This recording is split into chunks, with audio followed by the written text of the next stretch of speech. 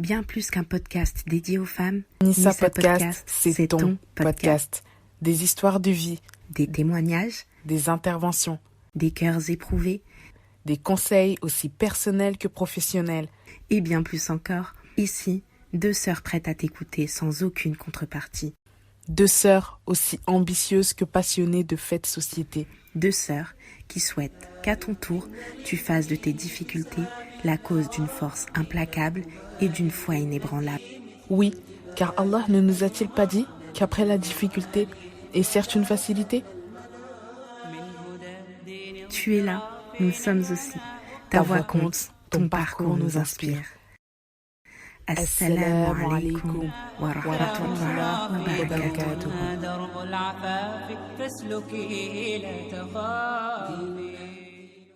Assalamu alaikum les filles, on espère que vous allez bien. Alors aujourd'hui, si nous nous retrouvons, c'est parce que nous avons décidé d'aborder le thème de l'épreuve que nous avons déjà abordé sur notre chaîne YouTube, donc 2 fois, on a fait déjà 2 podcasts et celui-ci sera le 3e. Aujourd'hui, c'est moi qui vais animer justement ce podcast et je ne suis pas seule, je suis accompagnée d'une sœur, Inès. Alors Inès, elle est issue d'un couple mixte. Sa mère, elle est musulmane et son père est chrétien. Son père a très mal pris qu'elle choisisse du coup de se rapprocher de l'islam et elle a donc une mauvaise relation avec son père. Face à cette épreuve, elle a réalisé qu'elle manquait d'équilibre dans sa vie, un équilibre qu'elle a retrouvé du coup, alhamdulillah, dans la pratique de l'islam. Sa vision des épreuves tourne autour de cette recherche en fait d'équilibre et de tranquillité. Ça, c'était un petit peu l'introduction pour vous expliquer le pourquoi, le comment. Pour moi, c'était vraiment nécessaire parce que c'est vrai que ça vous permet de vous mettre dans le bain et de savoir à peu près de quoi nous allons parler. Assalamu alaikum Inès, Walaikum salam. comment tu vas?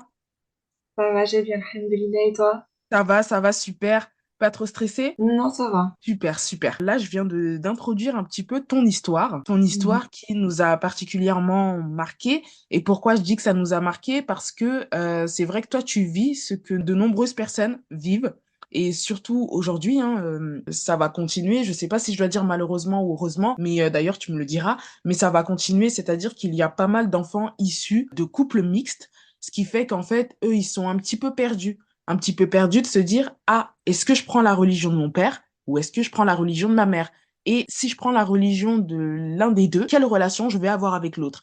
Et c'est vrai qu'en fait, vous êtes un peu, entre guillemets, le dommage collatéral, c'est-à-dire qu'en soi, vous ne demandez qu'à avoir un certain équilibre spirituel, équilibre bien évidemment qui est faussé, du coup, par les différentes religions que vos parents ont. Donc, qu'est-ce que tu peux me dire sur ce point-là? Tu as tout à fait raison dans le sens où on est un dommage collatéral parce que il y a un moment donné dans notre vie où on a toujours envie de se rapprocher d'une certaine religion, on a ce besoin. Ça nous procure vraiment un sentiment de culpabilité de se rapprocher d'une certaine religion et pas de l'autre.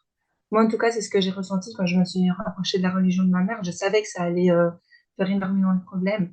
Donc, j'ai beaucoup culpabilisé. Et en fait, tu grandis avec un sentiment d'avoir déçu tes parents. En fait, c'est ça qui est très, très compliqué. En tout cas, c'est vrai, hein, et l'idée, en fait, avec ce podcast, c'est vraiment d'aider, du coup, toutes les personnes qui se retrouvent dans ta situation à toi et qui puissent un petit peu comprendre, faire leur propre choix et malheureusement, de bien conscientiser le fait que oui, effectivement, ce sont des dommages collatéraux, mais que ce n'est pas une fatalité. Et justement, moi, j'ai une question à te poser, Inès. Toi, quelle est la définition que tu as d'une épreuve qui te touche? Parce que toi, tu étais en plein dedans, hein, lié à ça, et ça a impacté beaucoup de choses dans ta vie. Et au vu de ce que tu as pu vivre, est-ce que tu pourrais me dire, quelle est ta définition de l'épreuve? L'épreuve, pour moi, pardon, c'est une situation que l'on vit, qu'on n'a pas forcément voulu engendrer.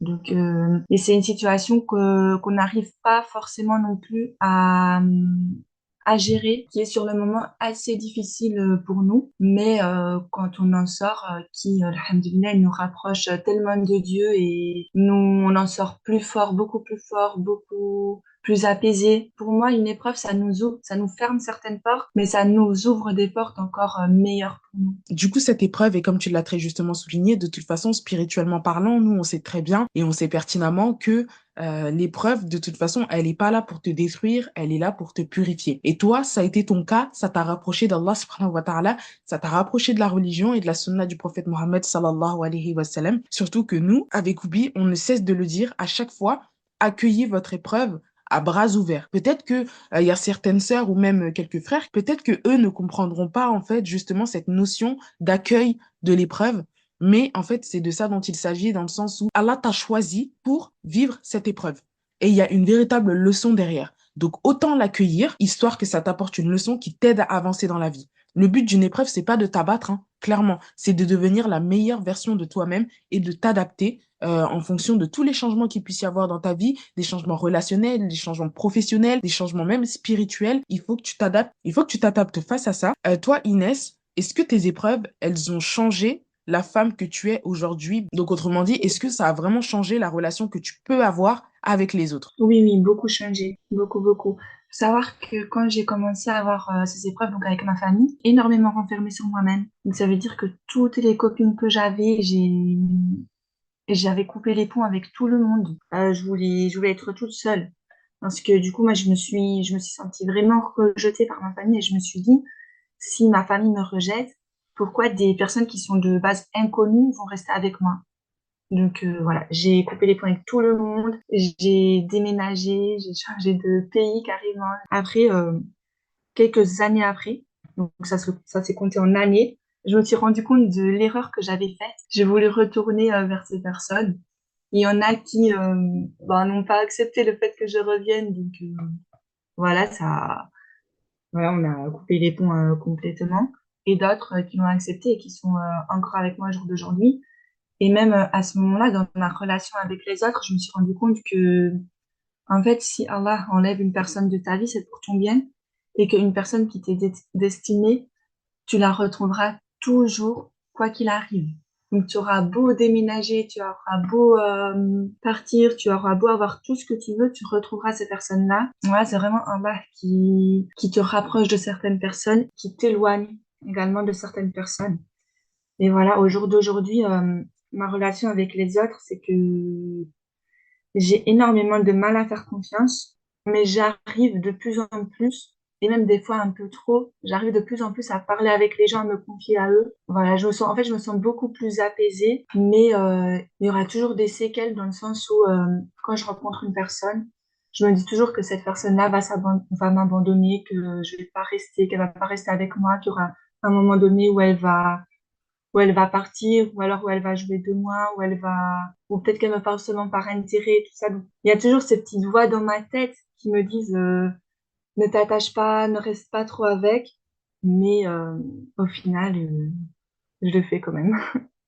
Voilà. Et justement, j'aimerais un petit peu que tu nous détailles, en tout cas pour les gens qui nous écoutent, j'aimerais comprendre un petit peu, toi, d'où t'es venue cette idée de tout, entre guillemets, plaquer, d'où c'est venu. C'est-à-dire que toi, c'est au moment où tu as commencé à te rapprocher de la religion, ou bien c'est venu bien avant. C'est-à-dire, toi, à quel moment où tu as décidé de tout plaquer, tu as décidé de t'en aller, à quel moment ça s'est fait? Ça s'est fait après que je me sois rapprochée de la religion. Bien après, quand j'ai commencé à avoir les problèmes avec ma famille, etc. Donc au début, en fait, j'en parlais à personne. J'avais honte de l'épreuve que je vivais, de me faire rejeter, etc. Parce que pour moi, vraiment, c'était de ma faute. Tout était de ma faute, donc j'avais honte d'en parler. Après, je pense que j'ai tellement gardé en moi, tellement gardé et donc que j'ai coupé les ponts avec tout le monde. Parce qu'en fait, je me sentais seule dans cette histoire. Après, c'était de ma faute parce que c'est moi qui n'en parlais pas, mais je me sentais seule, je me sentais incomprise, je me sentais honteuse. Vraiment, j'avais plein de sentiments qui venaient à moi. En fait, je voulais vraiment, entre guillemets, vivre une nouvelle vie, rencontrer de nouvelles personnes qui connaissaient rien de ma vie. En fait, je voulais limite jouer un rôle, entre guillemets, de la vie qui, où il ne se passait rien dans sa vie, qui était tout le temps heureuse pour pas qu'on se rende compte de ce que je vivais. Moi, je suis un petit peu confuse et j'aurais aimé que tu m'expliques un petit peu. Quand tu dis que tout le monde était contre toi, quand tu dis tout le monde, c'est-à-dire y compris ta mère, la famille de ta mère, ton père ou bien la famille de ton père, tes amis, tes proches, dis-moi un petit peu, est-ce que tu peux juste me contextualiser euh, dans quel cadre en fait tu étais à ce moment-là et qu'est-ce qui a, entre guillemets, endurci ton épreuve au point même de te faire fuir et de partir pour rencontrer de nouvelles personnes. Oui, donc quand je dis tout le monde, c'est dans le contexte familial. Donc c'est mon père, ma maman, mes sœurs, parce que j'ai deux sœurs, mes sœurs aussi. Euh, la famille de mon père, ils étaient pas du tout au courant parce qu'on voilà, on avait plus vraiment beaucoup de contact avec eux. Donc ils étaient pas au courant de cette histoire, mais je savais que s'ils allaient être au courant, qu'ils allaient également eux aussi me rejeter. Donc voilà. Et la famille de ma mère, donc eux ils sont tous musulmans, pratiquants, etc. Bah, au début, ils étaient pas au courant non plus. Après, ils ont été au courant. Donc j'ai une tante qui m'a énormément aidée. Mais voilà, par la suite, ils m'ont pas non plus aidé plus que ça et ils ont pas, ils ont pas du tout fait partie de mon épreuve, on va dire. Et sinon, au niveau des amis, etc., non, là, il y avait personne qui était contre moi, c'est plus moi qui me... En fait, je pense que quand on a notre famille qui se met contre nous, et moi surtout, je me disais, mon père, qui pour moi était la personne qui devait le plus m'aimer dans ma vie, qui allait me protéger de tout, quand ton père te met contre toi, tu te dis que tout le monde alors peut être contre toi. Et moi, c'est vraiment ce que je me disais dans ma tête et je pense que j'ai voulu me protéger. Et c'est la raison pour laquelle, effectivement, en fait, là, je comprends beaucoup mieux. Tu t'es dit, bah, mon père, il est contre moi, donc tout le monde peut l'être. Alors autant partir et fuir, ne pas jouer un rôle, comme tu l'as très justement souligné, et fréquenter des personnes qui, du coup, ne connaissent rien de toi. Nouveau départ, nouvelle vie. Je pense que ça a été ça ton mindset. Et du coup, aujourd'hui, comment tu arrives à trouver cet équilibre dans ta vie? Comment est-ce que tu arrives vraiment à pallier, du coup, le manque de ton père et du coup, la vie, la relation en tout cas que tu as avec ta maman. Aujourd'hui, déjà, il y a quelque chose qui est très important dans ma vie, c'est le école, c'est que j'ai enfin compris, alhamdoulilah, le fait de mettre ma confiance en Allah dans quoi que ce soit, dans toute épreuve, tout ce que l'on vit. En fait, tout ce qui m'arrive, je me le dis directement, c'est Allah qui l'a voulu, je le répète dans ma tête plusieurs fois, jusqu'à ce que ça rentre dans ma tête, que ça s'ancre et que, du coup, j'arrive à passer à autre chose. Après, il faut savoir que, moi, j'avais déménagé à Dubaï l'année passée, en février l'année passée. Juste avant ça, j'avais déménagé dans une autre ville de la France et mon père m'avait aidé dans mon déménagement. Et en fait, notre relation, alhamdoulilah, en fait, il a fini par accepter, du coup, par accepter mon voile, par accepter le fait que je pratique une autre religion que la sienne. Même si pour moi, ça reste compliqué, cette relation, parce que malheureusement, il y a des choses qu'on n'arrive pas à oublier. Et voilà, j'ai énormément de blocages vis-à-vis de ma famille. Mais je pense que le fait que je sois partie, ça nous a aidé à tous prendre du recul. Donc, lui, ça l'a aidé à accepter. Notre relation aujourd'hui est meilleure. Il reste des non-dits, parce on n'en a jamais reparlé de cette histoire. On a essayé plusieurs fois, mais on n'arrivait pas. Voilà, moi, je me contente de ça. Je me contente de cette relation-là. Je me dis que, voilà, je peux peut-être les appeler de temps en temps. Je peux les voir, allez, une fois tous les 2, 3 mois et tout ça. Et je pense que c'est beaucoup mieux comme ça, alhamdoulilah. Franchement, j'imagine un petit peu comment ça doit être compliqué parce qu'en fait, comme tu l'as dit, oui, vous avez essayé d'en reparler sans trop rentrer dans les détails. Et en fait, est-ce que tu sens que ce n'est pas nécessaire de relancer la discussion? Est-ce que toi, de ton côté, ne serait-ce pas mieux de relancer la discussion et de mettre les choses à plat? Parce qu'aujourd'hui, moi, en tout cas, encore une fois, avec un avis neutre, ce que je me dis, c'est que chacun reste campé sur ses positions. C'est vrai que ton papa a accepté du coup que tu te rapproches de la religion, de l'islam, et il l'a accepté, mais difficilement. Je pense qu'il y a un goût amer derrière tout ça. Et moi, je trouve que c'est dommage que votre relation soit entachée à cause de ça. D'autant plus qu'alhamdulillah, comme tu dis, il t'a aidé dans ton déménagement. Après, c'est vrai qu'il faut bien choisir le moment, hein. Quand est-ce que tu vas en parler? Comment tu vas apporter la chose? Où est-ce que tu vas lui en parler? C'est vrai que tout ça, ça compte. Mais est-ce que toi, tu te dis pas, oui, j'ai envie d'avoir une discussion avec mon père pour mettre les choses à plat et pour que notre relation soit consolidée, malgré nos différences, malgré nos différentes croyances? Et j'ai essayé au début, mais en fait, moi-même, je n'y arrivais pas. À chaque fois que j'essayais de rentrer dans ce sujet, j'avais une boule au ventre, un gros blocage. Vraiment, je pense, je sais pas si c'est trop tôt parce que ça va faire bientôt presque 10 ans maintenant. J'y arrive toujours pas. Et même des fois, quand je me dis je vais en parler avant d'entamer la discussion, je me sens pas bien. Et donc, je repousse à chaque fois le moment. Et là, pour l'instant, je me dis, d'un côté, vaut mieux avoir cette relation-là. Et je pense qu'un jour ou l'autre, on l'aura à la discussion. Mais je préfère maintenant garder cette relation-là plutôt que d'essayer de me parler et peut-être soit mettre les choses à plat, pardon, soit au contraire tout gâcher. Peut-être recommencer dans des conflits. Voilà, peut-être que ça a remonté certaines choses à la surface. Donc pour l'instant, je préfère me contenter de cette relation-là voir avec le temps comment ça va être. En ça, je comprends, c'est très compliqué. Et même tout ce que tu viens de dire, moi, ça amène à ma prochaine question. Comment tu arrives à trouver cet équilibre dans un quotidien où les croyances sont différentes? Comment tu arrives à créer un lien avec eux?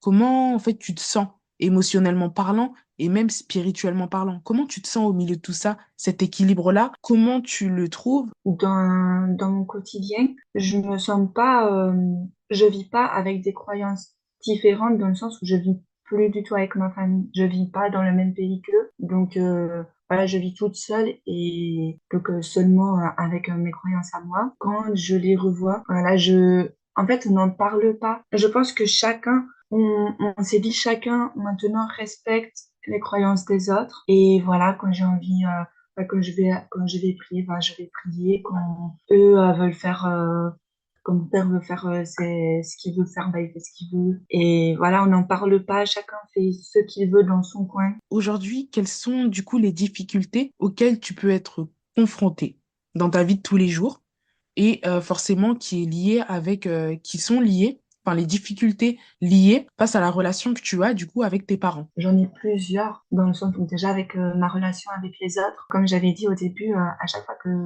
je rencontre une personne, je me dis que cette personne-là va m'abandonner, va me rejeter. Donc, j'ai énormément de mal à garder une personne auprès de moi. À chaque fois que j'ai rencontré une personne, quelque temps après, comme si je détruisais cette relation-là.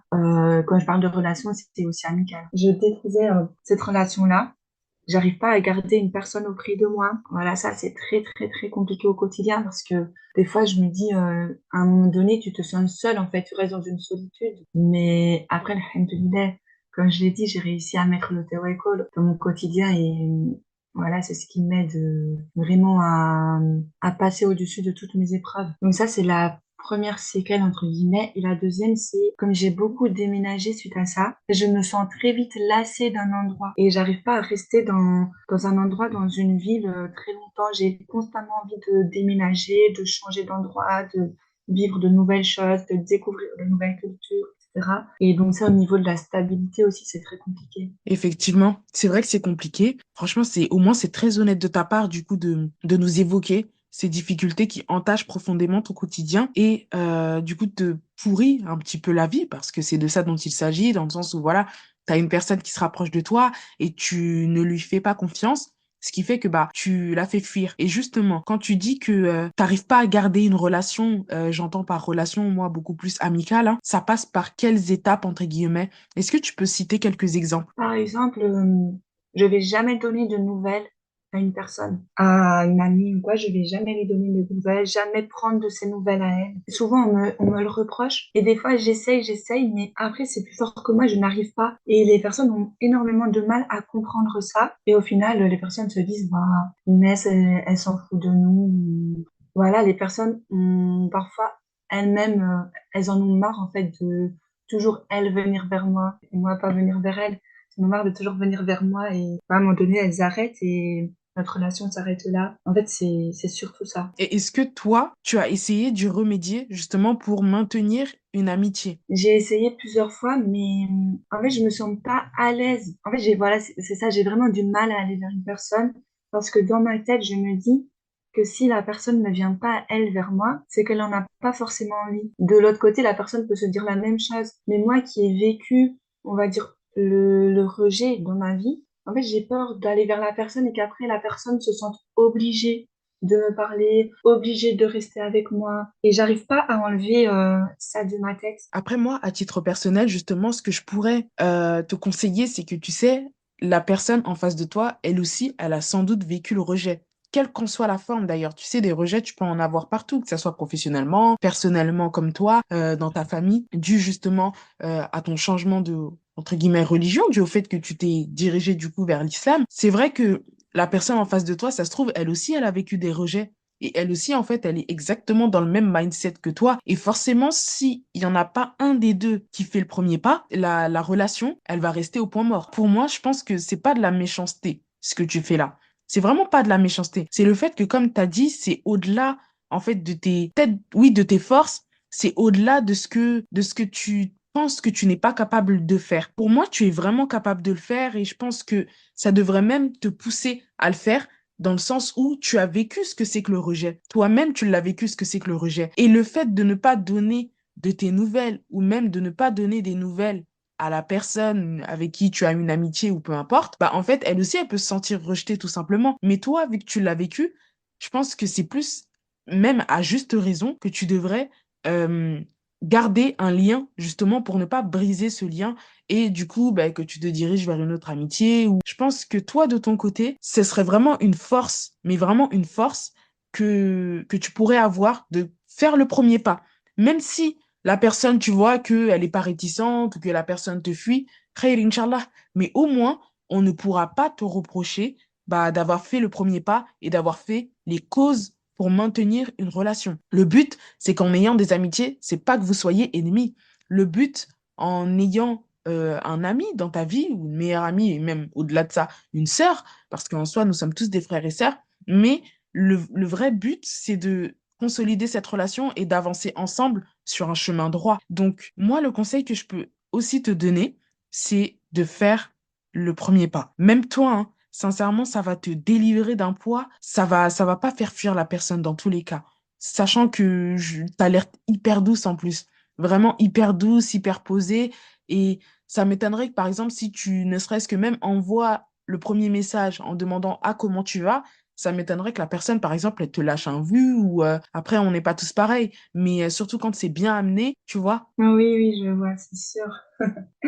C'est quelque chose, j'essaie que, voilà, au quotidien, j'essaie de travailler dessus. Et voilà, je travaillerai toujours dessus. Et comme on dit, on évolue toujours. Donc voilà, Inch'Allah khair. Et j'espère que j'arriverai de plus en plus à aller vers les gens, hein. Après, en soi, vraiment, moi, en tout cas, par le conseil que je t'ai donné, je te demande pas nécessairement, tu sais, de toujours, toujours t'intégrer, de toujours, toujours aller vers les gens, de toujours, toujours, par exemple, exposer ta vie, etc. Juste un petit message. Par exemple, regarde, si tu as fait une sortie avec une personne, je sais pas, au resto, au parc, vous vous êtes posé, etc., envoie-lui le message. Ah, j'espère que tu es bien rentré. Ah, j'espère que tu te sens pas trop fatigué. Ah, comment tu vas? Ou même si c'est pas juste après votre sortie, bah le lendemain, peu importe, tu lui envoies le message. Ah, j'espère que t'es bien rentré hier. J'espère que tu vas bien. Tu vois, juste des petites choses comme ça que tu dois rajouter dans ton quotidien. Ça va vraiment, pour moi, faire toute la différence. Vraiment. Et même toi, tu vas te sentir bien parce que, à force de prendre des nouvelles des autres, et bah, de l'autre côté, la personne, à un moment donné, à un moment ou un autre, ça peut être long, oui, effectivement, parce qu'encore une fois, cette personne-là, tout comme toi, elle a vécu un rejet, mais elle va peut-être pas te le dire parce qu'encore une fois, c'est très courageux déjà de mettre des mots sur un rejet qu'on a éventuellement vécu, d'autant plus qu'en général, ça nous marque, ça nous choque, c'est limite traumatisant. Donc, pour revenir à ce que je disais, prends des nouvelles de la personne et au fur et à mesure, elle va vraiment se dévoiler. Elle va vraiment avoir l'envie, en fait, de venir vers toi et de prendre de tes nouvelles parce qu'elle va se dire, ah ouais, ça se fait pas, moi, elle prend toujours de mes nouvelles et moi, je prends jamais de ses nouvelles. Au moins, j'ai juste envie de savoir comment elle va. Ça ne peut que t'être bénéfique, sincèrement. Et même pour toi, ça ne peut que distinguer le vrai du faux, tout simplement. Du coup, j'avais une dernière question, Inès, une toute dernière question. C'est vrai que là, je t'ai entendu parler, je t'ai entendu évoquer ton histoire et ça me parle. J'aimerais savoir comment tu vas aujourd'hui, sincèrement. Aujourd'hui, d'un côté, je me sens apaisée. Je pense que toute personne musulmane qui enfin, se sent apaisée d'être sur le droit chemin, Inch'Allah. Mais de l'autre côté, il y a... En fait, je pense que quand on vit une épreuve, on n'en sort jamais sans séquelles. On aura toujours au fond de nous une forme soit de tristesse. En fait, on n'en sort jamais indemne à 100%. On n'oublie jamais quelque chose qu'on a vécu. Comme je dis, malheureusement, il y a des séquelles avec lesquelles je vis au quotidien. Et en fait, tu dois accepter de vivre avec ces séquelles-là. Accepter ce qui t'est arrivé et te dire que voilà, c'est comme ça, c'est Allah qui l'a décidé et que dans tous les cas, tu pouvais pas passer par un autre chemin. Donc, je me sens bien, alhamdoulilah. C'est vrai qu'il y a des jours un peu plus bas où je me dis, des fois, je me demande pourquoi moi, pourquoi ça m'est arrivé, mais alhamdoulilah. On dit toujours alhamdoulilah. Bah déjà, merci pour ton honnêteté et sache que dans tous les cas, Allah, il t'a choisi pour vivre cette épreuve et l'air de rien, sa voix que ça t'a vraiment adouci. Ça t'a permis également de ne pas, je pense, prendre des décisions, tu sais, sur un coup de tête. Ça t'a permis d'avoir cette notion de réflexion peut-être que tu n'avais pas avant. Subhanallah. Et pour moi, dans tous les cas, l'épreuve, elle ne peut que t'être bénéfique. Et encore une fois, nombreuses sont les personnes qui se retrouvent dans ta situation et c'est la raison pour laquelle en fait on a vraiment voulu faire un podcast avec toi parce que moi personnellement je connais des personnes autour de moi qui tout comme toi en fait sont perdues. Au début étaient perdus, c'est-à-dire qu'ils sont issus du coup d'un couple mixte, hein, de papa par exemple chrétien et d'une maman musulmane. Et du coup l'enfant il est perdu, il sait pas où se situer. Il est entre les deux. Il sait pas si je dois prendre la religion de ma mère ou prendre la religion de mon père. Et même au-delà de ça, du coup, il préfère pas blesser l'un des deux. Donc, du coup, il préfère rester athée. Ça, j'en ai vu beaucoup autour de moi. Et en prenant la religion d'un des deux, c'est vrai que je vais en blesser un. Et donc, du coup, je préfère rester à ma place. Et donc, je suis athée. Du coup, moi, j'aimerais savoir, Inès, toi, de ton côté, quel conseil, justement, t'as à donner à cet enfant qui se retrouve entre les deux et qui ne sait pas quoi faire. D'autant plus que on va rappeler quand même que la religion de l'islam et la religion, par exemple, christianisme, elle est diamétralement opposée. Et forcément, c'est là où l'enfant, il est encore beaucoup plus confus. Il s'est dit, moi, ma mère, elle dit A, mon père, il dit Z. Qui est-ce que je suis censé croire? D'autant plus que je sais que les deux mêmes, c'est compliqué de choisir tout simplement. Et toi, quel conseil tu peux donner juste à cet enfant ou même peu importe, qu'il soit petit ou grand, qu'est-ce que tu peux lui conseiller, à ton humble avis? Moi, déjà, la première chose à conseiller, c'est de s'informer, vraiment de s'informer sur les différentes religions. Donc là, par exemple, notamment le christianisme et l'islam, de s'informer sur les deux, de voir la religion dans laquelle tu te sens plus toi-même. Après, c'est la communication. Moi, c'est ce que j'ai pas fait. Je n'ai eu aucune communication avec mes parents quand je me suis rapprochée de l'islam. Je pense que c'est un point très très important, le fait de communiquer avec eux. Dans tous les cas, c'est sûr que tu vas en décevoir un, quel que soit le choix que tu fais. Et je pense que même en étant athée, si tes parents sont croyants, bah, tu risques de les décevoir. Donc, je pense que c'est vraiment t'informer, voir toi comment tu te sens le mieux, là où tu te sens le plus toi-même, la religion qui te correspond réellement, communiquer, essayer de rassurer aussi tes parents et notamment le parent qui n'a pas la même religion que toi, lui faire comprendre que malgré que tu choisisses cette religion-là, que tu restes la même personne, que tu ne vas pas changer du tout au tout, voilà, tu restes toi. Je pense que ça c'est le plus important, surtout dans ton changement, en fait de les inclure dans ton changement, voilà, qu'ils soient au courant de chaque changement que tu vas faire, qu'ils soient au courant de tes changements, de ta vision de la vie, de tout ce que tu fais, vraiment les inclure dedans. Voilà, même des fois leur proposer, imagine si tu vas à une assise, leur proposer de venir avec toi, leur faire écouter, par exemple, voilà, imagine un rappel qui t'a touché, de leur dire, voilà, regardez, il y a quelque chose qui m'a touché. Vraiment essayer le plus possible de les inclure dans toutes tes démarches. Très, très beau conseil. Et j'espère de tout cœur que ça va aider du coup ces personnes qui se retrouvent entre les deux, ces personnes qui se retrouvent un petit peu perdues. J'espère de tout cœur que ça va vous aider. En tout cas, moi, Inès, je te remercie vraiment du fond du cœur d'avoir accepté déjà de nous partager ton histoire de vive voix, de nous donner des conseils et même nous, hein, l'air de rien, on arrive à en tirer des leçons parce que peut-être que nous sommes pas concernés, mais autour de nous, comme je te l'ai dit, on connaît tous cette personne qui, par exemple, est athée ou voilà, tu sais pas trop un petit peu où elle se situe. On connaît tous ce genre de personnes et du coup, nous, ça va vraiment nous permettre en fait de la conseiller à juste valeur. Et même ton cas, ça peut être également un exemple parce qu'aujourd'hui, bah, tu as réussi en quelque sorte à trouver un certain équilibre qui, bah, aujourd'hui ne t'empêche pas du tout d'avancer et ne t'empêche pas aussi d'être heureuse. Il y a des hauts, il y a des bas, c'est vrai. Il y a un véritable travail que tu dois faire sur toi-même, c'est vrai, dans le sens où on est tous humains et on a tous des défauts, mais c'est pas une fatalité. Merci mille fois. Et bah, en tout cas, les filles, nous, on se retrouve pour un prochain podcast et nous vous souhaitons en avance un bon Ramadan. Et voilà, prenez soin de vous, prenez soin de vos proches et que la paix soit sur vous. Merci pour ce temps partagé avec nous. On espère que tu as passé un bon moment en notre compagnie. Si tu estimes que cet épisode peut être utile à une autre femme, on compte sur toi pour le lui partager. Tu peux également d'ailleurs noter cet épisode sur ta plateforme d'écoute préférée. Ta voix compte. Alors si tu souhaites nous partager une épreuve ou un bonheur qui a marqué ta vie, tu peux nous envoyer ton témoignage par mail ou bien pourquoi pas nous raconter ton histoire de vive voix dans un prochain épisode. Car oui, Nissa Podcast reste la voix des femmes qui s'écoutent et s'entraident. Cet épisode prend fin ici, mais notre relation, ma sœur, continue d'exister. Alors on reste à ton écoute, comme toujours. Prends soin de toi et n'oublie surtout pas une chose. Allah est avec toi.